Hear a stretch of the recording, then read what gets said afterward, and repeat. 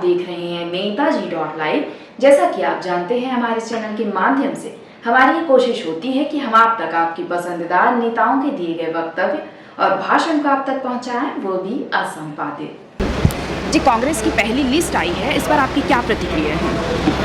कांग्रेस की पहली लिस्ट आ गई है क्योंकि जो स्क्रीनिंग कमेटी और दिल्ली से जो निर्णय तय हुआ है सो बहुत गहरा मंथन करके कि सेंट्रल का भी रिपोर्ट लेते हैं, पीसीसी का रिपोर्ट लेते हैं, ग्राउंड रिपोर्ट लेते हैं, उसके आधार पर जो सूची जारी की गई है बहुत अच्छा सूची जारी की गई है।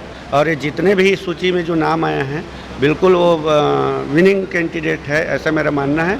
और ये संतुलित बढ़िया सूची जारी की गई है। नेताजी.live के माध्यम से आप अपने क्षेत्र की जनता को क्या संदेश देना चाहते हैं? मैं अपने क्षेत्र के जनता, चूँकि 2 साल कोरोना काल था और 3 साल जो काम करने का अवसर जो कांग्रेस पार्टी को, यहाँ क्षेत्रीय जनप्रतिनिधि को, विधायक को, मंत्री जी को मिला, उसके आधार पर जितने काम हुआ और काम ऐसे हुआ है कि आने वाले सैकड़ों वर्षों तक के लिए जो काम हुआ है, ना कि सिर्फ 5 साल के लिए। तो मैं जनता से कहना चाहूँगा कि जो कांग्रेस सरकार की जो नीतियाँ रही है, गांधी जी का ग्राम स्वराज का, गांव के आर्थिक उन्नति का, इस लेवल पे कांग्रेस की सरकार ने जो काम किया है आम आदमी के हित के लिए, तो मैं अपील करना चाहूँगा कि आने वाला समय जो 2 साल कोरोना काल था और 3 साल में जो अभूतपूर्व परिवर्तन जो कांग्रेस छत्तीसगढ़ में दिखा, जहाँ तक आर्थिक उन्नति जो दिखी, विकास का बात दिखा, छत्तीसगढ़ी संस्कृति की बात को ले किया, तो जनता से मैं अपील करना चाहूँगा कि आने वाला समय में छत्तीसगढ़ की मान सम्मान और छत्तीसगढ़ के लोगों के हित के लिए फिर से कांग्रेस की सरकार आप बनाएं। जी, विकास और उन्नति की जो आप बात कर रहे हैं, पर अभी हाल ही में बहुत सारे जैसे कोल घोटाला हुआ है, पीएससी घोटाला हुआ है, इस पर आप क्या कहना चाहेंगे? देखिए कि कोल घोटाला, पीएससी घोटाला का जो ये है तो वो निश्चित देखिए कि कहीं पर कोर्ट है, कानून है, थाना है, जो चीज़ें हैं, कोई कंप्लेन तो करे तब तो जांच हो।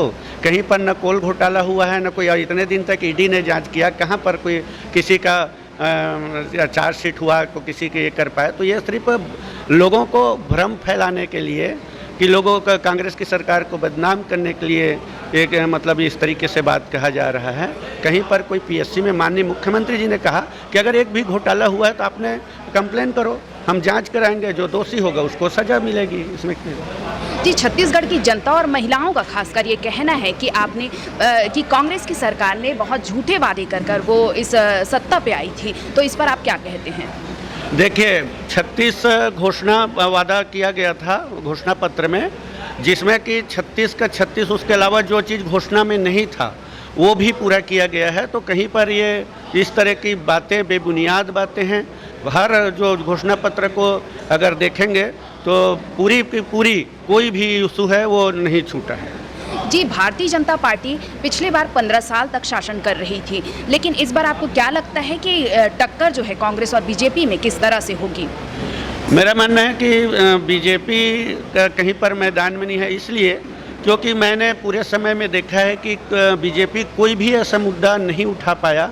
ये धर्म के नाम पर, जाति के नाम पर या हिंदुत्व के, हिंदू मुस्लिम के नाम पर ही बात करते हैं।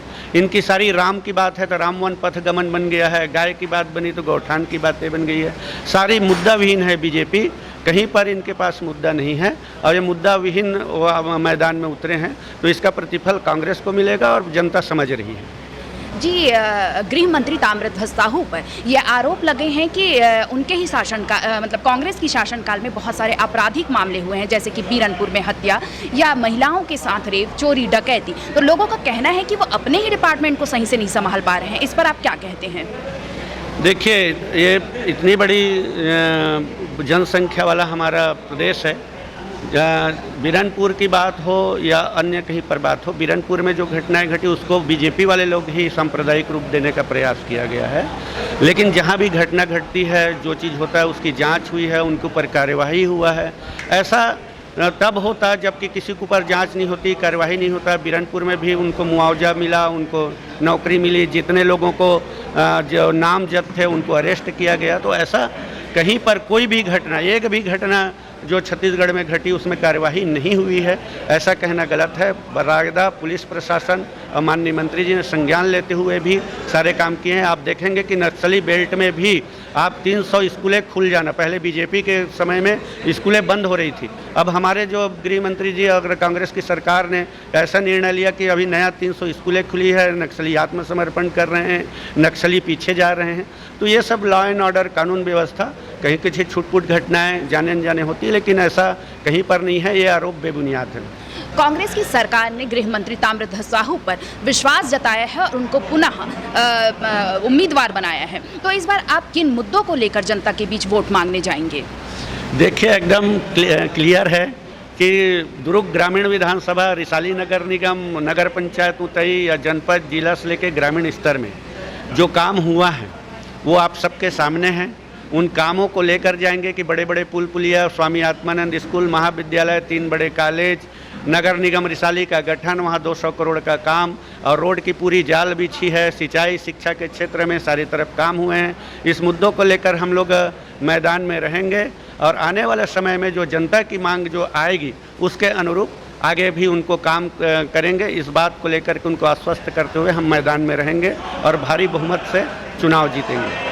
जी, भिलाई में बहुत ज़्यादा ही बेरोजगारी है। बीएसपी प्लांट में कोई रिक्रूटमेंट नहीं है और प्राइवेट भी कोई वैकेंसीज निकाल नहीं रही है। इस तरह से इंजीनियरिंग के छात्र हों कि मेडिकल के छात्र हों या कोई भी अन्य क्षेत्र के छात्र हों, वो परीक्षा तो पास कर लेते हैं लेकिन वो अपॉर्चुनिटीज़ जो है उनके सामने नहीं आ रही है। तो आप इन युवाओं के लिए क्या करना चाहेंगे?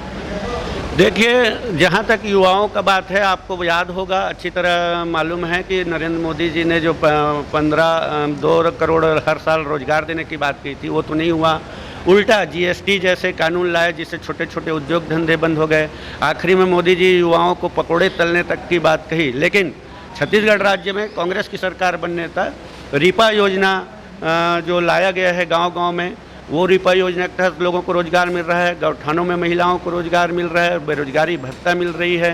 तो एक तरह से केंद्र की नीतियां हैं, वो बेरोजगारों का काम नहीं मिलता है उनको, और बल्कि उल्टा हतोत्साहित किया जाता है। राज्य की हमारी सरकार है, आप देखेंगे किसान जो 18 लाख थे 24 लाख 6 लाख किसान बढ़ गए। उसी तरह इतने सारे स्वामी आत्मानंद स्कूल 600-700 हजारों खुले, उसमें भी सबको रोजगार मिला। इस तरीके से बहुत सारे ऐसे अवसर पैदा हुआ जिसके कारण लोगों को रोजगार मिला है। और जहाँ तक जो पढ़े लिखे लोगों को जो रोजगार देने की बात है, केंद्र सरकार की गलत नीतियों के कारण अभी नगर नार का जो ओपनिंग हुआ है उसको भी प्राइवेट में देने की बात इन लोगों ने कही। लोहांडी गुड़ा की हमने ज़मीन वापस लिवाई। तो इस तरीके से केंद्र ने कभी भी राज्य सरकार का सहयोग नहीं किया। राज्य सरकार को अगर सहयोग किए होते, उनको युवाओं के प्रति वो रहता तो निश्चित तौर पर होती। लेकिन आने वाला समय में छत्तीसगढ़ कांग्रेस की सरकार युवाओं के लिए बेहतर, जैसे हमारे ग्रामीण स्तर में बन रहा है वैसे शहरी स्तर में भी रोजगार के अवसर पैदा करने के लिए नई नई योजना लाएंगे। जी धन्यवाद। आपने देखा क्या कह रहे थे जितेंद्र साहू।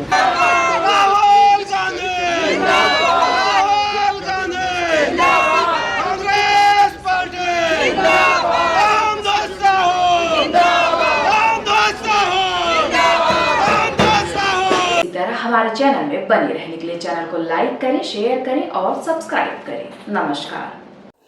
नेताजी.live के प्रायोजक है Satyadeep diagnostic and clinic, Supela, Bhilai.